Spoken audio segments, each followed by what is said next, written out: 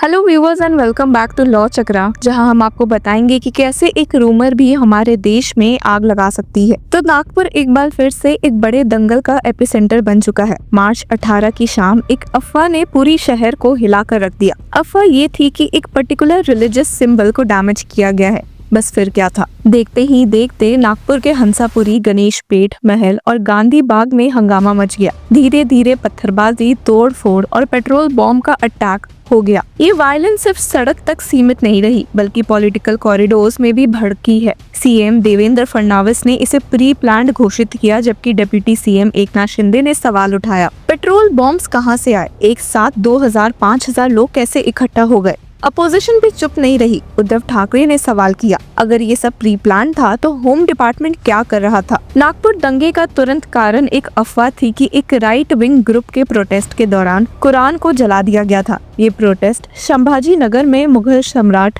औरंगजेब की कब्र हटाने की मांग को लेकर था। इस प्रोटेस्ट को वीएचपी और बजरंग दल जैसे ग्रुप्स ने ऑर्गेनाइज किया था, जिन्होंने मानो एक कपड़ा जला दिया था जिसमें कलमा लिखा हुआ था। इस वजह से मुस्लिम समुदाय में बहुत ज्यादा गुस्सा फैल गया और दंगे भड़क उठे। लेकिन बात सिर्फ पॉलिटिकल ब्लेम गेम तक नहीं रुकती। इस पूरे मामले का एक लीगल एंगल भी है जो इस इंसिडेंट को और सीरियस बनाता है। नागपुर पुलिस ने 50 लोगों को अब तक गिरफ्तार किया है और एफआईआर के मुताबिक ये सिर्फ एक राइट नहीं बल्कि एक प्लान्ड क्रिमिनल ऑफेंस है। सेक्शन 163 और भारतीय नागरिक सुरक्षा संहिता के तहत पुलिस ने कई इलाकों में कर्फ्यू लगाया है। एफआईआर में साफ लिखा है कि भीड़ ने सिर्फ पत्थर नहीं चलाए, बल्कि पुलिस पर डेडली वेपन से हमला किया। कुल्हाड़ी, लोहे की रॉड्स और पेट्रोल बॉम्ब्स यूज किए गए। इस केस में कोर्ट भी बहुत ही सख्त मोड में दिखी है। Judicial magistrate first class court ने 19 अक्यूज्ड को पुलिस कस्टडी में भेज दिया है मार्च 21 तक के लिए। ये रिमांड काफी कुछ साफ करता है कि पुलिस अब पूरी प्लानिंग और मास्टरमाइंड तक पहुंचने का ट्राई कर रही है। सीसीटीवी फुटेज स्क्रूटनाइज हो रही है, सोशल मीडिया पर फैलाई अफवाह की भी जांच हो रही है। इन सब के बीच में एक और डिबेट भी खड़ा हो गया है, क्या बजरंग दल और वीएचपी के लोग भी इसमें शामिल थे? लोकसभा एमपी पप्पू यादव ने तो सीधा डिमांड कर दिया कि इन ग्रुप्स पर बैन लगाया जाए। उनका कहना है कि ये ऑर्गेनाइजेशंस होलीगनिज्म प्रमोट करती है और राइट्स भड़काने के लिए रिस्पॉन्सिबल है। अब सवाल ये उठता है कि आखिर ये वायलेंस का असली वजह क्या था? क्या ये सिर्फ एक रिलीजियस सेंटिमेंट्स का मुद्दा था या फिर कोई बड़ी साजिश? और सबसे बड़ी बात, जो आम नागरिक का नुकसान हुआ, जो दुकानें जली, जो लोग इंजर्ड हुए, उनका इंसाफ कौन करेगा? कानून अपना काम कर रहा है, लेकिन क्या ये सिर्फ एक और पॉलिटिकल ब्लेम गेम बन के रह जाएगा या असल मास्टरमाइंड तक भी पहुंच जाएगा? अब interestingly, Maharashtra police in Nagpur has registered FIRs against office bearers of the Vishwa Hindu Parishad and Bajrang Dal for allegedly hurting religious sentiments during their protest. तो चलिए एक क्लिप पर भी नजर डाल लेते हैं। देखो, मुझे लगता है अभी काफ़ी हद तक जो है लॉ एंड ऑर्डर कंट्रोल में है, लेकिन ये जो मिसक्रेंट्स है, जो ये सब उपद्रव कर रहे हैं, अभी पता चला है कि कुछ महिला पुलिसकर्मियों पर भी उन्होंने पथराव किया है, उनको भी चोट लगी है। मुझे लगता है ये महाराष्ट्र में कभी देखा नहीं, और ये कुछ जिस तरीके से माहौल बनाने का काम कुछ लोग यहाँ पर कर रहे हैं, उनको कड़ा से कड़ा जो है शासन करने का काम कल भी माननीय मुख्यमंत्री जी हो, उप मुख्यमंत्री जी हो, कहा है उन्होंने कि सभी लोग शांति से रहे, शांतिपूर्ण व्यवहार जो है सभी को मनाए रखना यहाँ पर ज़रूरी है। और अगर ऐसे ही चलता रहा तो एक भी व्यक्ति जो है जिसके अंदर इन्वॉल्व है, वो सबके ऊपर जो है कार्रवाई सरकार के माध्यम से होगी। लेकिन विपक्ष लगातार ये कह रहा है कि जो वहाँ की सरकार है हिंदुस्तानी तालिबानी मानसिकता वाली है, यही वजह है कि इस तरीके की परिस्थितियाँ उत्पन्न हो रही है। विरोधियों को दूसरा कुछ काम बचा नहीं है। मुझे लगता है कि अच्छा काम महाराष्ट्र में चल रहा है। कल भी मैंने कहा कि 2.5 साल में महाराष्ट्र में एक भी दंगा फसाद नहीं हुआ।